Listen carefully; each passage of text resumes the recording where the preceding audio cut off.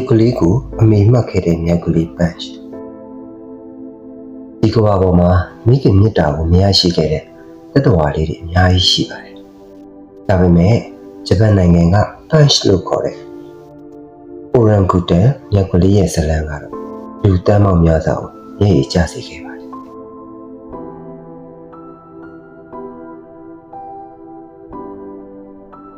2025ခုနှစ်ဇူလိုင်လမှာပန့်ချ်ကိုဝေးဖွားခဲ့ပါတယ်။မနေ့စရာကောင်းတာကသူ့ရဲ့မိခင်ကြီးဟာဝေးပြီးချင်းမှာပဲပန့်ချ်ကို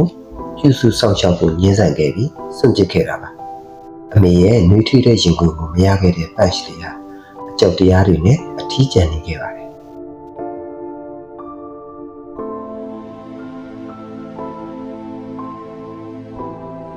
ဒီအခြေအနေကိုမြင်ရတဲ့တိရစ္ဆာန်ရုံဝန်ထမ်းတွေဟာပန့်ချ်လေးစိတ်မထိခိုက်အောင်အာကီယာကထုတ်တဲ့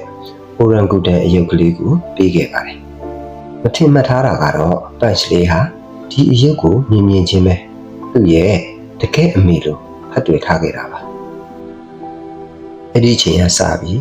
ပန့်ချ်ဘယ်သွားဒီအယုတ်ကလေးကိုချီသွားတယ်။ပြီးရင်လည်းအယုတ်ကလေးရဲ့ရင်ဝင်ထဲမှာပဲခိုးလုံးပါတယ်။ဒီမြင်ကွန်းလေးဟာဆိုရှယ်မီဒီယာမှာဗိုင်းရပ်ဖြစ်သွားပြီးတော့ရန်ကိုကဘာကျော်သွားခဲ့ပါတယ်။ဒါပေမဲ့သူ့ရဲ့ဘဝမလွယ်ကူခဲ့ပါဘူး။မြောက်အုပ်စုတွေကိုပြန်ဝင်မှုကြိုးစားတဲ့အခါမှာပန့်ချ်အခြားမြောက်ကြီးတွေရဲ့အနိုင်ကျင့်တာတွန်းထုတ်တာတွေကိုခံခဲ့ရပါတယ်။လူသားတွေရဲ့လက်ထဲမှာကြီးပြင်းလာတဲ့အတွက်မြောက်လောကရဲ့စီးမြင်တွေကိုသူနားမလည်ခဲ့ရှာဘူးလေ။ခု2026မှာတော့ပန့်ချ်လေးဟာအရင်ကထက်ပိုပြီးတော့တန်မာလာပါပြီ။ဝန်ထမ်းတွေရဲ့မြတ်တာနဲ့သူ့ရဲ့ဆွဲကြောင့်ခုဆိုရင်အခြားမြောက်ကလေးတွေနဲ့တငယ်ချင်းဖြစ်လာခဲ့ပါပြီ။အရင်လိုအယုတ်ကလေးကိုပဲအမြဲဖတ်မနေတော့ဘဲနဲ့ကိုချစ်တော့ကိုရက်တီဖို့အတွက်ကြိုးစားနေပါပြီ။